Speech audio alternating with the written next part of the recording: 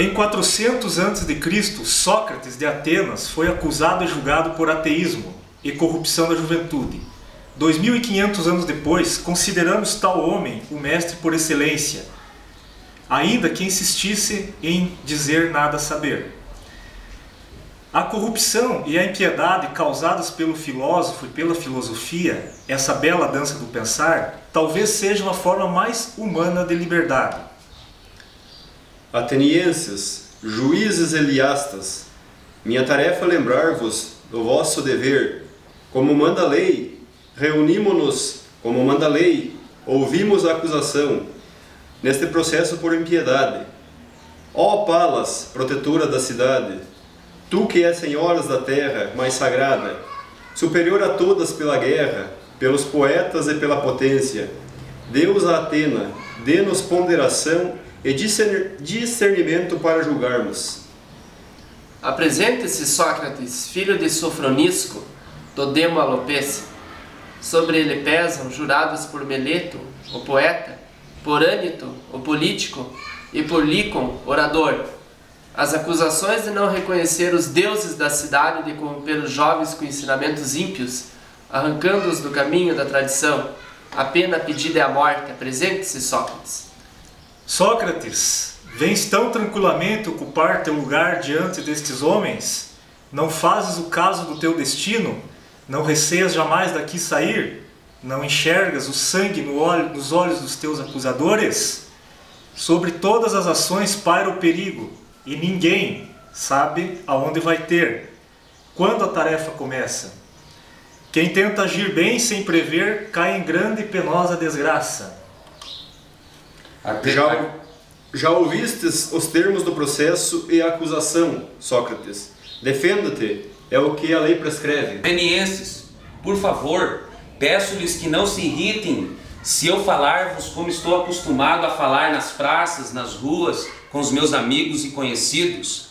É a primeira vez que venho a um tribunal e o linguajar que usam aqui para mim é estranho, é desconhecido. Na verdade, foram tão exímios os que falaram antes de mim que quase me convenceram da minha culpa.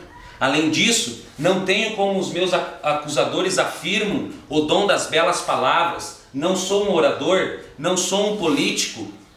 Manda a lei que eu me defenda. Farei isso apesar de achar que, por mais que fale, o estrago que estas calúnias fizeram em vossos corações nunca seja reparado, mas cumpre obedecer à lei e apresentar defesa. Acusam-me de pesquisar sobre o que há debaixo da terra, sobre a cidade dos mortos, o que há nos céus, na cidade dos deuses. Sobre isso me acusam.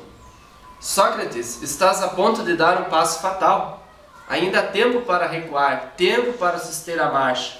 Tuas palavras serão setas, punhais no orgulho dos homens. Mas por que não hesitas, Sócrates? Ó Sócrates, mergulha no serviço de Deus. Não há homem que veja realizado todos os seus desejos. São eles duramente contidos pelos limites do impossível. A ignorância humana nos inspira vãs esperanças, mas é as vontades dos deuses que tudo determina. Por favor, compatriotas, ouçam com atenção o que lhes direi. Estas acusações contra mim vêm de uma atividade que teve início há muito tempo. Atenção, portanto, ao que eu vou dizer. Quando eu ainda não era velho, quando muitos de vocês não eram nascidos, meu amigo Querofonte, em peregrinação ao templo de Delfos, onde habita o deus Apolo, perguntou para a sacerdotisa do deus, tomada pela presença da divindade, se havia alguém, e aqui peço novamente, não se revoltem, por favor. Querofonte perguntou se havia alguém mais sábio que Sócrates, e ela respondeu que não. Compatriotas, quando soube do oráculo depois do grande espanto ter passado, comecei a refletir sobre o que o Deus quis dizer com tais palavras.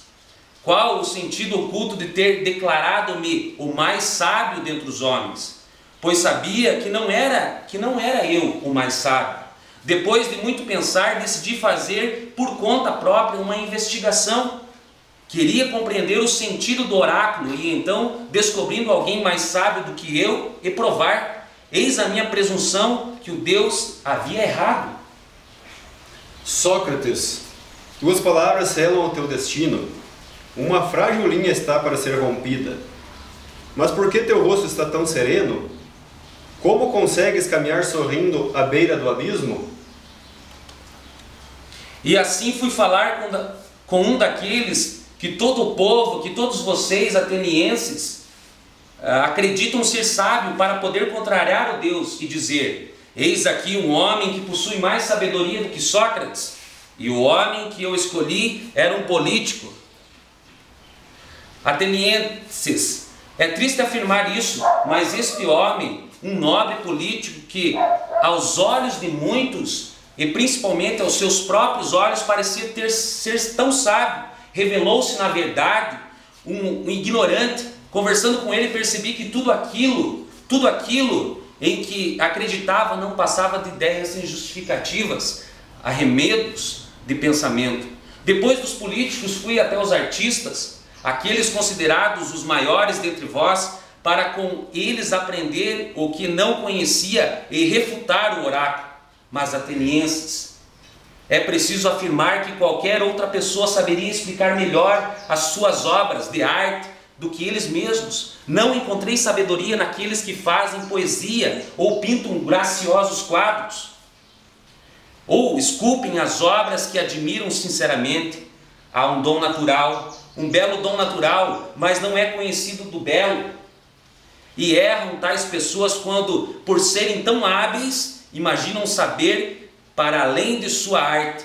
E o mesmo erro fui achar junto a artesãos que de fato sabiam muito mais do que eu, que nada sei, mas acreditavam saber também vários outros assuntos dos quais não podiam fazer a minha ideia. Perguntei então se preferia ser como sou, sem a sabedoria e também sem a ignorância deles, ou possuir deles ambas as coisas, e notei que me agradava ser como sou.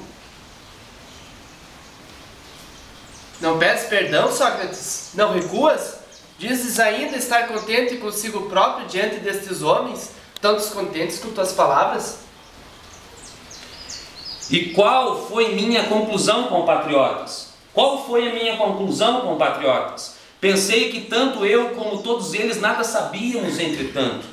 E aí talvez esteja posto o segredo do oráculo. Eles acham que sabem alguma coisa e não sabem, enquanto eu afirmo saber o que nada sei. A única sabedoria que ouço dizer possuir é saber o que nada sei. Falando com todos, livremente, em qualquer lugar, foste hábil em ferir o orgulho dos outros. Sócrates, e o orgulho ferido sempre cobra suas dívidas.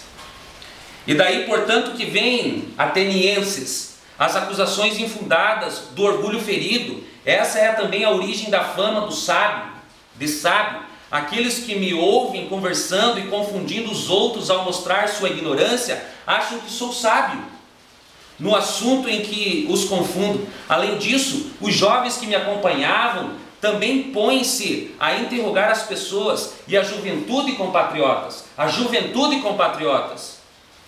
em qualquer tempo ou lugar, esta está sempre ansiosa pela verdade. Assim, estes jovens descobrem uma multidão de homens que supõem saber alguma coisa, mas somente supõem saber alguma coisa, mas nada sabem. Por tal motivo, estes que os jovens examinam ficam irritados comigo e começam a dizer que existe um tal de Sócrates que corrompe a mocidade. Quando perguntamos como ou porquê, não tenho o que dizer, então afirmam como fazem com qualquer filósofo. Essas balelas, descrever dos deuses da cidade, negar a divindade, outras bobagens. Aí está a origem das acusações. Essa é a verdade, atenienses. E eu sei que não será fácil apagar as calúnias. Eu sei que não será fácil apagar as calúnias.